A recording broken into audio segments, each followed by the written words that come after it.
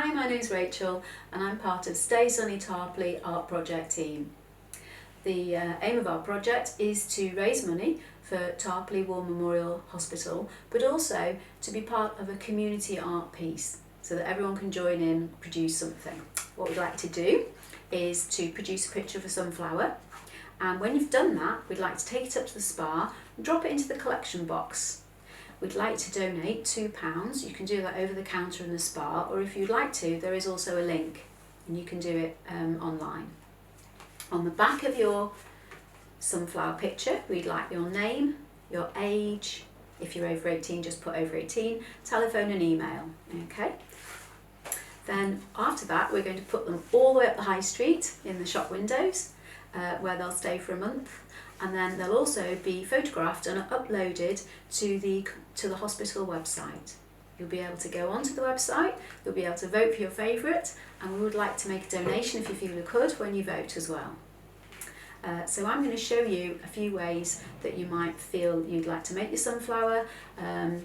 Most people have got something at home that they can be arty with. So let's get started and I'll show you about 5 ideas. Most people have got coloured pencil crayons or even normal pencils, so if you've got those at home and you want to use them, that's fine. Felt tips as well are fine, and if you're a bit unsure about shapes and things, you can always draw around something like sellotape or cups. Just draw around things, and you can make yourself a couple of petal shapes to draw around as well with a template. There we are, like that. Move them round. Once you've got a template, the other thing that might be quite nice to use is chalks. So coloured chalks are lovely because they're easy to use. Some children would have them already. Smudge them with your finger. So chalks and pencils all mixed up together can be really, really nice. Other things you can do are things like crayons or oil pastels if you've got them with a resist, and I'll show you what I mean.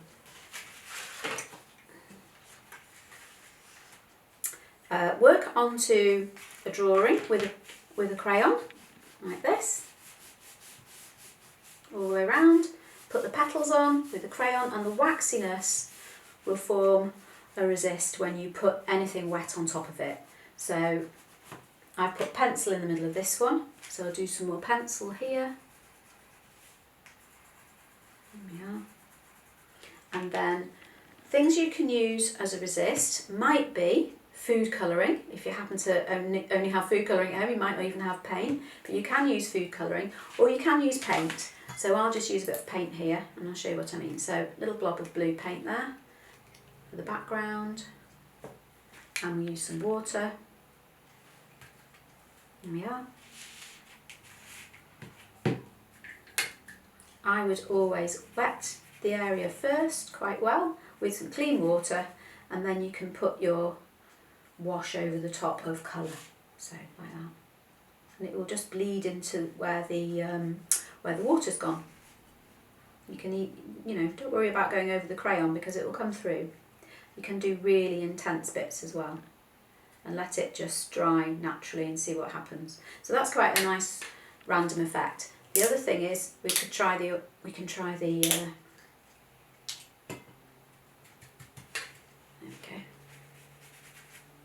food colouring.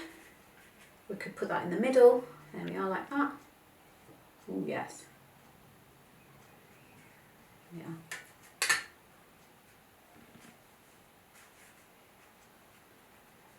So there's plenty you can do there, and that can be drying off. And quite often if it is really wet, just leave it to dry and you could get some quite nice effects. You can even sprinkle salt onto that if you wanted to, and it will diffuse in a really nice way. The other thing that you can do is just put some actual paint on as well. I'm going to use the 3 primary colours here. So we've got yellow, blue and red. There we are.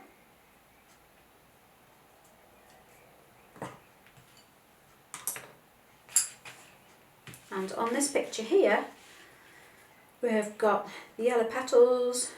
There we are, like that. And then if you want to just maybe mix a bit of red into the orange, there we are, red and yellow together, you can make some orange to put more centrally like that.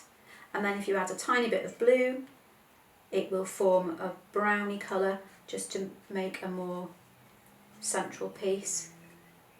Something that I did was I used the end of a pencil here to do some printing. So there we go. There's no reason why you can't fill the middle with a different kind of texture, like that. And if you want to carry that idea on a little bit further, you can do something like this, which has been done just with little dots. So for that I've used cotton buds, so we'll try those. There we are. Really, really easy, really easy to do. So you could just draw a shape and then just fill it in with dots.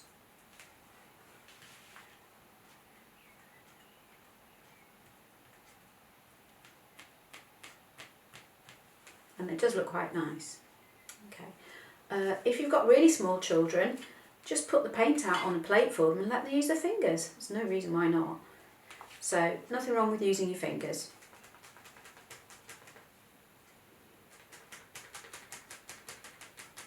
So plenty of options there for dots. Another set of options you could do is a collage.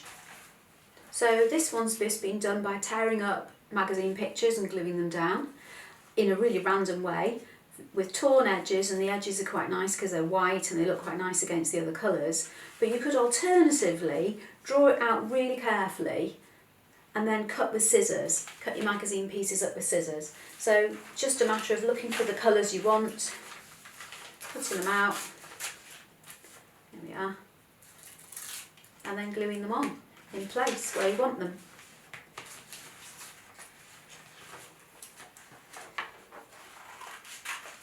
Put some sky in, there we are, sky can go like that.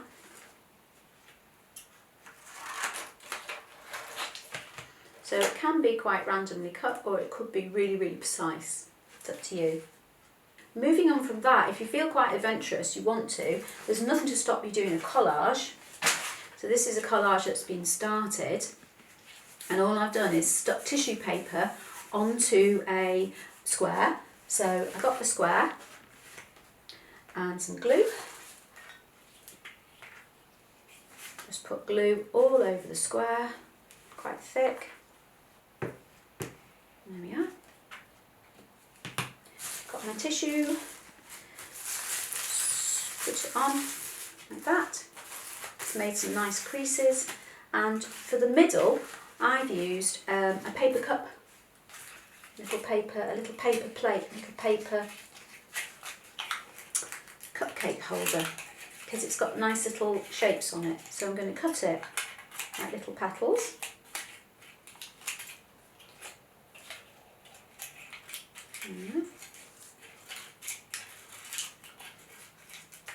And then glue it down into the centre, and it just gives a little bit more of a texture for the middle of the picture. So put a glue on, stick it on, there we are. And I've got two, so there we are, that's the one we wanted. So now if you put paint onto this now, you'll get a far more textured piece. So let's have a look. Put the yellow on. Oh yes, yellow petals. There's already paint from before, from earlier, on the brush, so I've got quite a natural effect there. And it's just, you could do this, instead of using a paintbrush, you could just use a big piece of cotton wool. You don't even need a paintbrush to do this sort of painting. There we are. And then you could just add a bit of orange for the centre.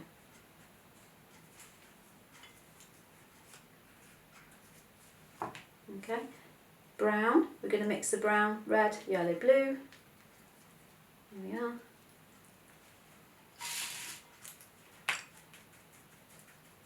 For the centre. However, what I've done on this one is a nice blue background. So you'd go back to your water with a nice clean brush, wet the area again, and then you can start adding the blue sky. There we are. And look how nicely it runs down all the creases in the tissue paper. I really like that. Okay, so there's some colourful ideas for you. And now I've got some ideas that you can use with just biro. If you're really limited to what you've got, then there's absolutely nothing wrong with just using a Sharpie marker, filling in with a Sharpie and doing something black and white, or using a highlighter pen if that's all you've got as well, and work in with a highlighter pen to create your art like that. With those two you can create some really nice effects. To make sure you get a really nice effect, what you can do is put the detail down onto your work and then start to work into it with strokes like this, which we call cross-hatching. So you start to work in one direction with lines and then go back the other way just to build up tone.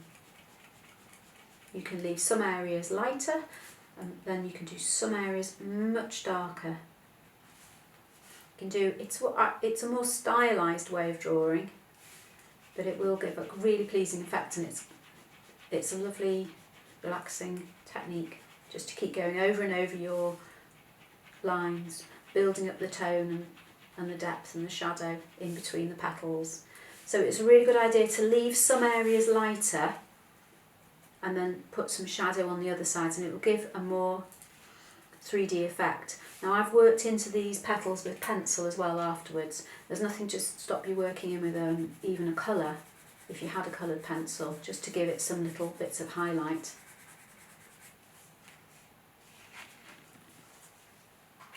Finally, I've got one more idea. You can actually use an old candle as well for a resist. We used a resist earlier, but this has been drawn with biro. Just drawn this with a biro, and then you just go over it, you rub over it with a candle, like that. Draw over it, and that's going to stop anything going onto it. Like that. And then you can just use some coffee. So I've made up a little tiny bit of coffee here,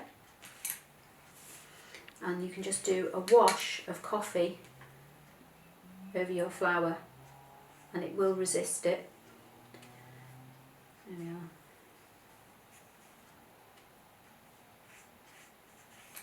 This is coffee and a little bit of ink on that side as well. So you can put shadow into the work. Now this one is crayon and coffee, and I've actually sprinkled some coffee granules onto there as well. But you can just build up the coffee layers as well, which is quite nice afterwards, and do more and more. There's nothing wrong with leaving something that's really got a lot of coffee or ink pooled onto it, because it can dry in quite surprising and unusual ways, and you get some really nice effects. So we haven't touched on anything like sewing. You could do a cross stitch picture, or anything like a little quilted picture. You could add beads, little bits of ribbon. As long as you keep to that 15cm square shape, we can fit them together. I hope these have been a little bit helpful, and that you can just go away and be creative now. Thank you very much for watching.